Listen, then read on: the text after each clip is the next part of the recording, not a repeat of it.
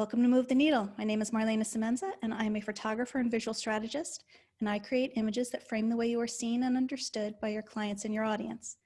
Please welcome today my guest, Paul. Tell us your name and what you do. Yeah, Marlana, thanks so much for having me. So I'm Paul Maskill. I live in Raleigh, North Carolina, and I help small business owners automate and scale their business so their business can begin to thrive without them, so they can do what they really want to do in this world, make more money, have more time. At the end of the day, we've only got one shot at it, so we might as well leverage our business to build a life that we love. Perfect. So what is your one tip that we can use to move the needle on our business or brand? Yeah, so I'm going to take a little bit different look at this. So when most people think about move the needle, they usually think about getting more customers, because we always, let's get more leads, let's get more leads, let's get more leads.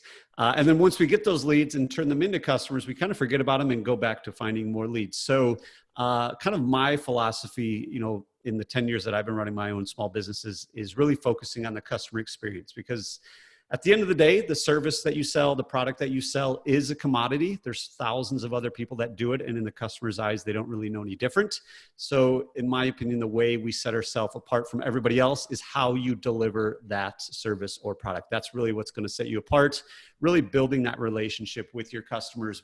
How do you make them feel? How do you make them remember you? Kind of building that know, like, and trust factor. And, I believe many times we look at business as transactional, but when you can really start focusing on the relational aspect and the relationship you're building, and the stronger that relationship is with your customers, the more money they're going to spend with you, the more often they're going to refer you, they're going to become loyal customers. They're really going to be your number one advocate. And then you don't really have to worry about leads, because they're going to do all that work for you. So you're going to make more money. You're going to spend less on marketing.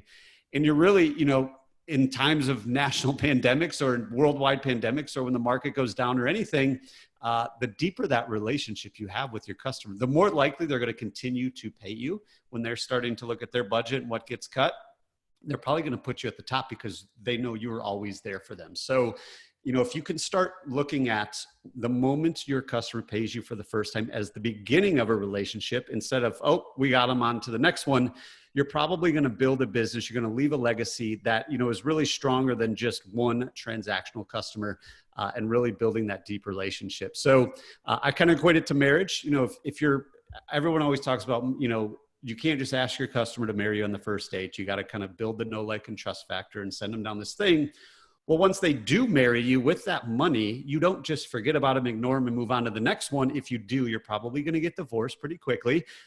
So the moment you do finally get married is the time you really should double down on your efforts and serve them better than anybody, because the amount of time, the amount of money, the efforts that you put in to get that customer in the first place. So, kind of the best ways that I recommend people doing that, kind of getting into the how of things, is looking at every single opportunity you have to, quote unquote, touch your customers. So, whether it's when the first time they reach out, or right after you meet with them for the first time, do you send them, handwritten thank you notes? Do you send them video emails?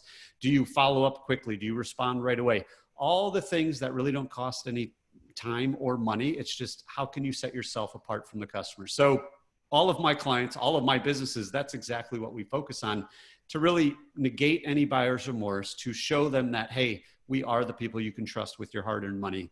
And eventually, once they do marry you, then you just kind of double down on that. Keep surprising and delighting them, telling them thank you if they send a referral, remembering when their birthday is, or they might have a big work anniversary, or they're celebrating milestones.